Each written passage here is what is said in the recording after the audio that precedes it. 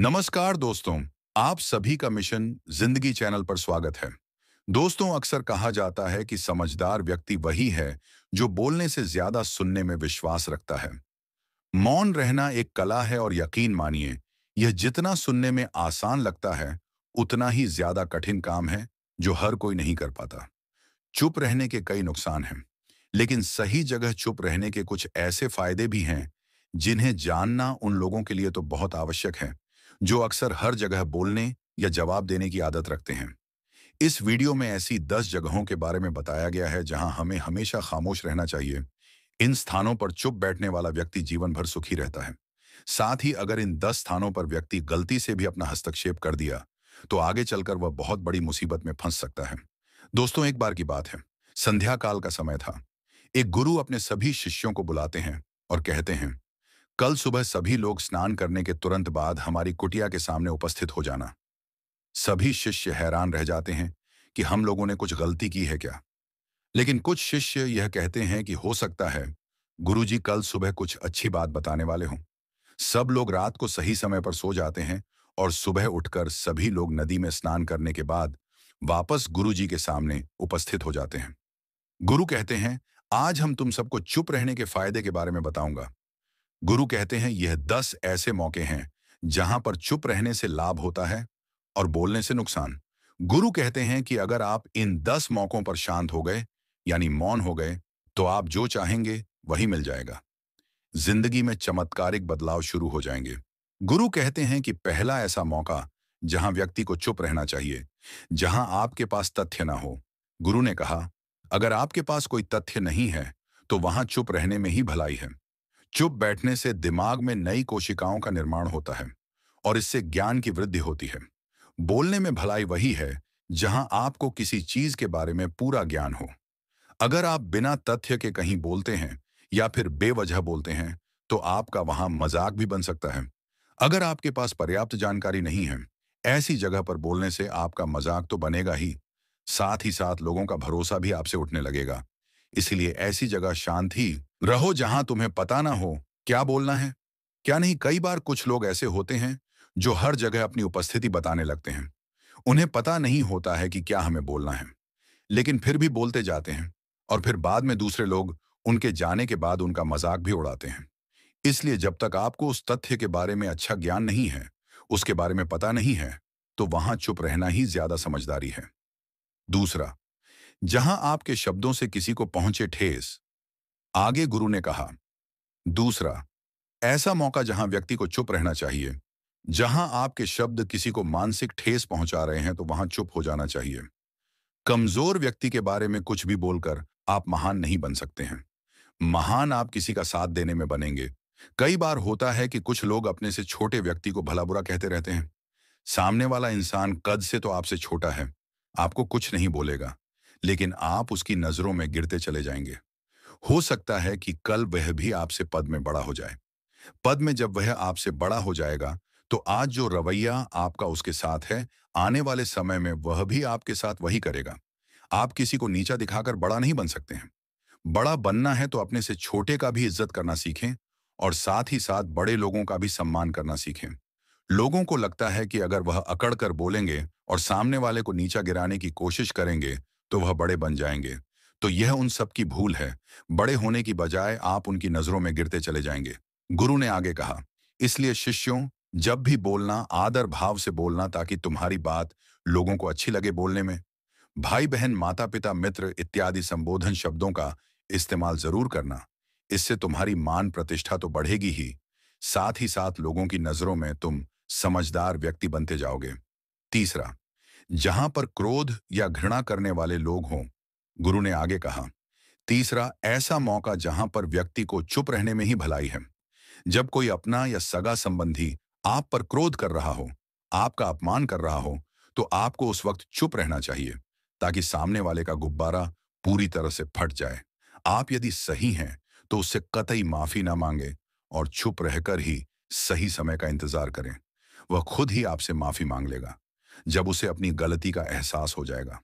गुरु आगे कहते हैं कि अगर आपका कोई सगा संबंधी आप पर क्रोध कर रहा हो और आप उस समय शांत हैं, तो यह आदर सम्मान देने की निशानी होती है। इससे ना कोई छोटा होता है और ना ही बड़ा। अगर आपको क्रोध आ रहा है तो आप या तो वहां से किसी का अनादर किए बिना चले जाएं या फिर चुप रहे। क्रोध करने से आपके रिश्ते खराब होंगे। क्रोध करने से हमेशा क्रोध करने वाले व्यक्ति का ही बुरा होता है। गुरु आगे कहते हैं कि एक बार की बात है, एक सांप जंगल से भागते हुए एक राजा के अस्त्र घर में पहुंच गया। लोगों ने छेड़खानी की तो वह बहुत ही गुस्सा हो गया, जिससे वह अस्त्र घर में पड़ी हुई तलवार को लपेटकर कसने लगा और धीरे धीरे उसका पूरा शरीर कट गया। गुस्सा उसे खा गया। ठीक उसी प्रकार हमारा गुस्सा भी हमारे शरीर को तलवार की भांति काटता रहता है। गुस्सा ध्यान से खत्म होता है।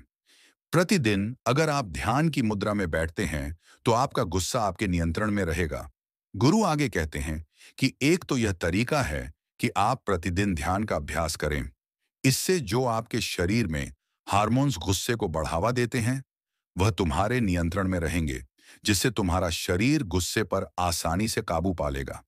और एक तरीका यह भी है कि जब भी आपको गुस्सा आए, तो आप यह समझने का प्रयास करो कि क्या मेरा गुस्सा जायज है या नहीं। हमें वहां पर बोलना चाहिए कि नहीं। जब आप खुद इस बात का आकलन लगा पाएंगे, तो आपको खुद पता चल जाएगा कि हमें गुस्सा करना चाहिए या नहीं। फिर भी आपको गुस्सा आ रहा है तो आप वहां से हटने का प्रयास करें, वहां से दूर चले जाएं। धीरे धीरे समय के साथ आपका दिमाग शांत हो जाएगा। चौथा, जहां पर मुद्दे से आपका कोई संबंध ना हो, गुरु ने कहा। चौथा ऐसा मौका जहां पर इंसान को बहुत ही समझदारी के साथ काम लेना चाहिए। यहां पर आपको चुप रहना ही चाहिए। अगर आपका किसी मुद्दे से कोई संबंध ना हो तो वहां आपका चुप रहना बनता है। बिना किसी वजह अगर आप किसी दूसरे के मुद्दे पर बोलेंगे तो यह आपके लिए गलत होगा। इसमें केवल आपका ही नुकसान है। आप किसी दो लोगों के बीच हो रहे विवाद में जल्दी अपनी टांग ना अड़ाएं। अगर सामने वाला आपको बुला रहा है अपना झगड़ा शांत करवाने के लिए, तो ही आप वहां पर जाएं। किसी के व्यक्तिगत जिंदगी में दखलंदाजी नहीं देनी चाहिए जब तक कि वह व्यक्ति अपने झगड़े को शांत करवाने के लिए आपको नहीं बुलाता है। कुछ लोग फालतू में दूसरे के विवाद में कूद पड़ते हैं। इससे उनके मान सम्मान मर्यादा पर लोग उंगली उठाने लगते हैं।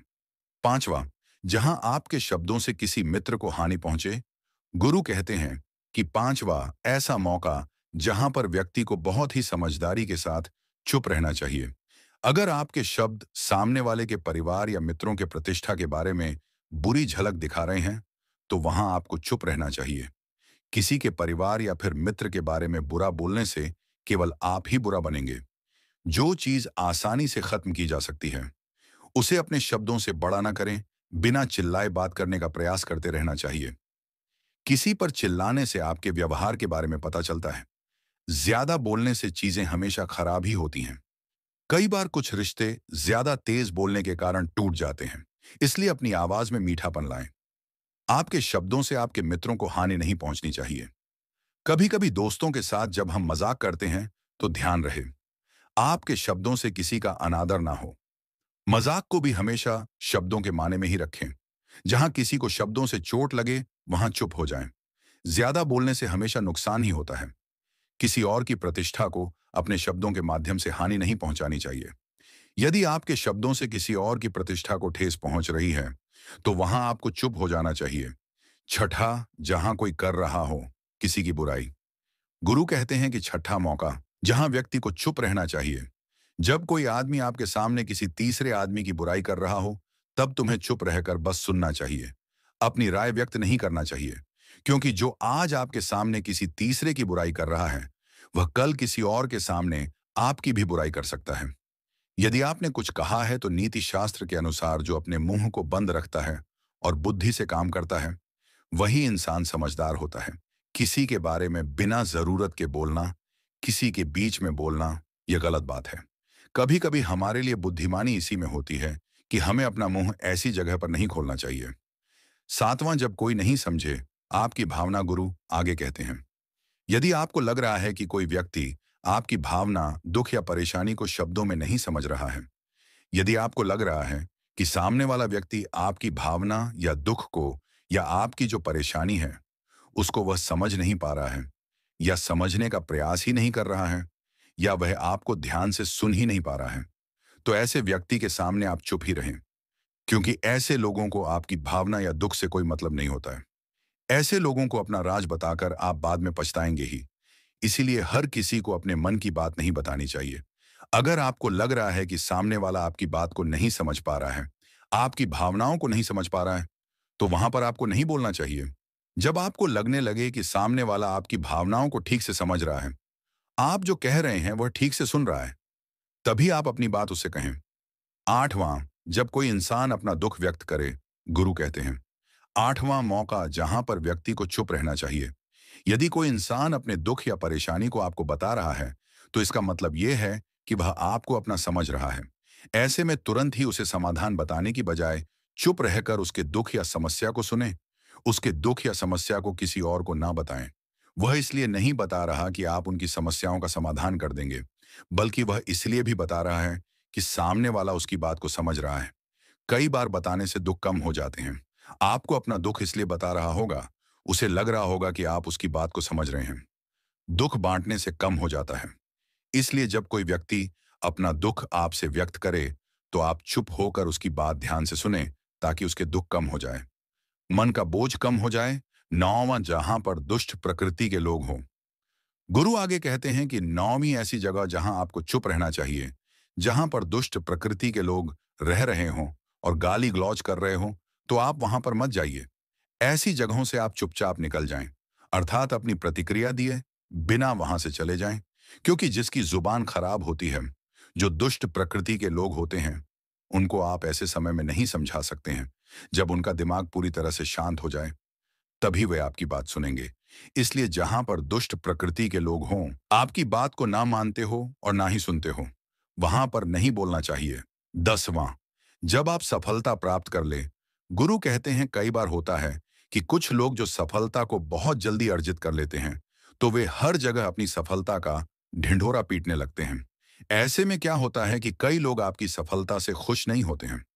अगर आप अपनी सफलता का जबरदस्ती लोगों में ढिंढोरा पीट रहे हैं, तो लोगों की नकारात्मक ऊर्जा आपको प्रभावित कर सकती है। जब आप सफल होंगे, तो धीरे धीरे सबको पता चल जाएगा कि आप सफल हो गए हैं। ढिंढोरा पीटने से नुकसान आपका ही होगा। इतना कहकर गुरु ने कहा, शिष्यों, आज के लिए बस इतना ही। अगर तुम सब मेरी इन 10 बातों को अपने जीवन में अपना लेते हो, तो तुम सब काफी हद तक परेशानियों से बचे रहोगे। यहां से जाने के बाद मेरी यह बातें आपके जीवन में किसी वरदान से कम साबित नहीं होंगी दोस्तों। मुझे उम्मीद है कि इस वीडियो से आपको बहुत कुछ सीखने को मिला होगा। आपको यह वीडियो कैसा लगा, हमें कमेंट करके जरूर बताएं। यदि आपको यह वीडियो अच्छा लगा है, तो इसे अपने साथियों के साथ जरूर शेयर करें। वीडियो देखने के लिए आप सभी का बहुत बहुत धन्यवाद।